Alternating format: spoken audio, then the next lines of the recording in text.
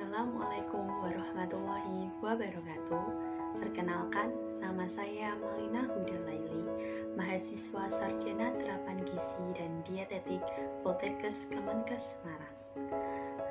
Saat ini saya akan mempresentasikan tentang analisa zat berwarna dengan menggunakan benang wol. Warna bahan makanan merupakan faktor yang paling menentukan dalam mutu bahan pangan. Berdasarkan sumbernya, 3 jenis zat pewarna termasuk dalam golongan bahan tambahan makanan, yaitu pewarna alamiah, pewarna makanan yang identik dengan pewarna makanan alamiah, dan pewarna buatan. Perkembangan teknologi dan ilmu pengetahuan dapat menyebabkan perubahan yang sangat besar dalam pengolahan bahan makanan. Saat ini, banyak bahan yang ditambahkan dalam makanan dan minuman dengan tujuan untuk menambah daya tarik dan minat masyarakat. Warna merupakan daya tarik yang sangat tinggi untuk diminati setelah aroma. Setiap membeli produk pangan, banyak masyarakat maupun anak-anak yang memilih pangan dengan warna yang menarik sehingga paling sering diminati. Padahal, bahan tambahan pangan sangat merugikan bagi tubuh jika dikonsumsi berlebihan dan tidak sesuai dengan kadar yang telah ditentukan. Zat pewarna menurut Peraturan Menteri Kesehatan Nomor 239/Menkes/per/5/85 menetapkan 30 zat pewarna berbahaya, salah satunya adalah rodamin B. Rodamin B merupakan zat warna tambahan yang dilarang penggunaannya dalam produk-produk pangan. Rodamin B dapat menyebabkan iritasi kulit, saluran pernafasan, mata, saluran pencernaan, keracunan, gangguan hati, dan dapat menyebabkan kanker. Penyalahgunaan zat pewarna tersebut karena ketidaktahuan masyarakat mengenai dampak dan bahaya yang ditimbulkan dalam zat pewarna. Selain harga zat pewarna yang lebih murah, zat tersebut juga lebih mudah didapatkan sehingga dapat memberikan keuntungan bagi produsen atau pembuat produk pangan. Menurut Rahayu dan teman-teman, pada tahun 2016, berdasarkan permasalahan di masyarakat, zat pewarna rodamin B dan metilanin sialo masih ditemukan pada beberapa produk pangan. Zat pewarna sintesis yang dikonsumsi secara berlebihan dapat mengganggu fungsional tubuh. Rodamin B dapat membahayakan kesehatan manusia, yaitu tidak dapat dicerna oleh tubuh dan akan mengendap secara utuh di dalam hati sehingga dapat menyebabkan keracunan hati. Sehingga pada penelitian tersebut akan membahas tentang analisa zat pewarna makanan yang terkandung dalam bahan pangan. Alat dan bahan yang digunakan adalah amonium hidroksida, kloroform, amonia 2%, etanol 10%, N-heksana, potasium bisulfat, dan sampel yang digunakan pada penelitian adalah saus tomat yang diperoleh dari beberapa pasar tradisional.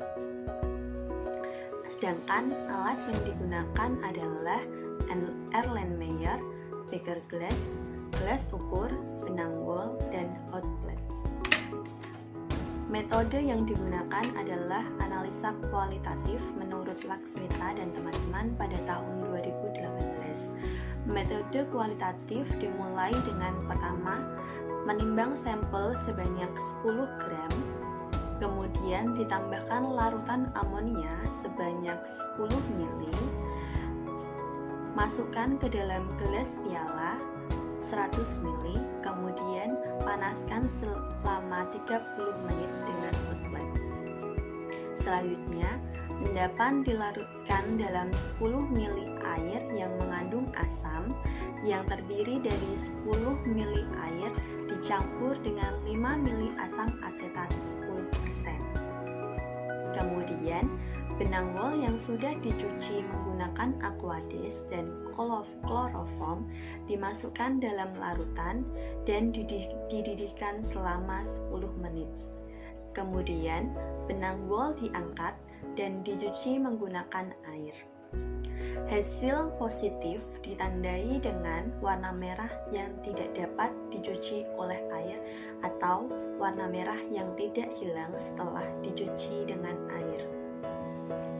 Sedangkan metode gravimetri dengan analisa kuantitatif menurut IFU pada tahun 2016 dimulai dengan benang wol dipotong 20 cm, kemudian dicuci dengan N-heksana, kemudian dikeringkan dalam oven dan didinginkan dalam desikator. Timbang berat awal benang wol, kemudian timbang 50 gram sampel, ditambahkan dengan larutan KHSO4 encer sebanyak 30-50 ml, dan selanjutnya benang wol dimasukkan ke dalam larutan tersebut dan dididihkan selama 30 menit. Setelah 30 menit, angkat benang wol dan cuci menggunakan air panas, kemudian keringkan dan timbang berat akhir benang wol.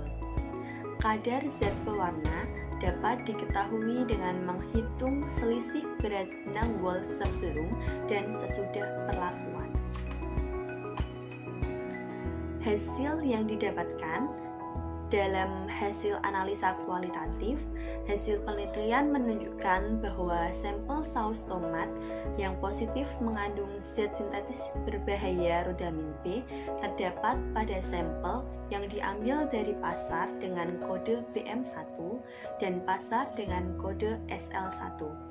Adanya kandungan pewarna sintesis rodamin B diketahui dengan melihat pewarna merah yang terikat pada benang wol yang tidak dapat tercuci atau tidak dapat hilang setelah dicuci dengan menggunakan air.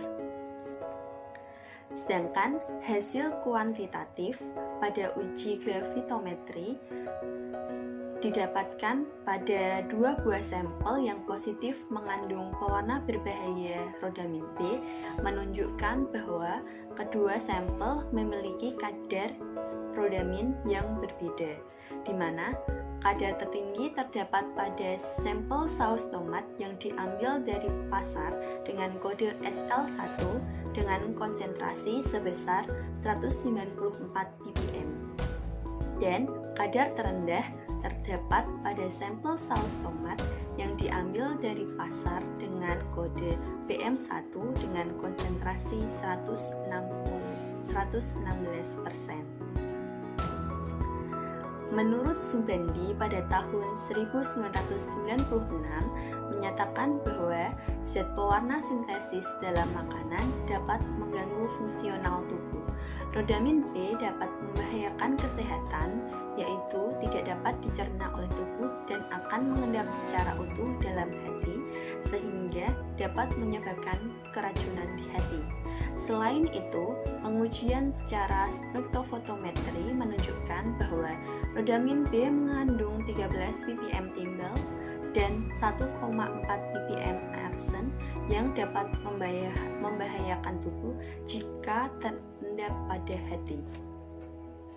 Dari analisa yang didapatkan, dapat disimpulkan pada 10 sampel saus tomat yang diteliti, terdapat 2 buah sampel saus tomat yang positif mengandung rodamin B, yaitu sampel dengan saus tomat dengan kode SL1 dan BM1.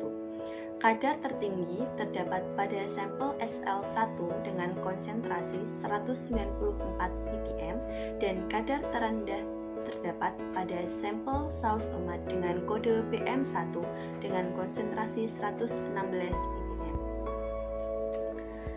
Sekian presentasi dari saya. Apabila ada kesalahan, saya mohon maaf yang sebesar-besarnya. Terima kasih. Apabila ada pernyataan, bisa mengisi di kolom komentar di bawah. Terima kasih atas perhatiannya. Wassalamualaikum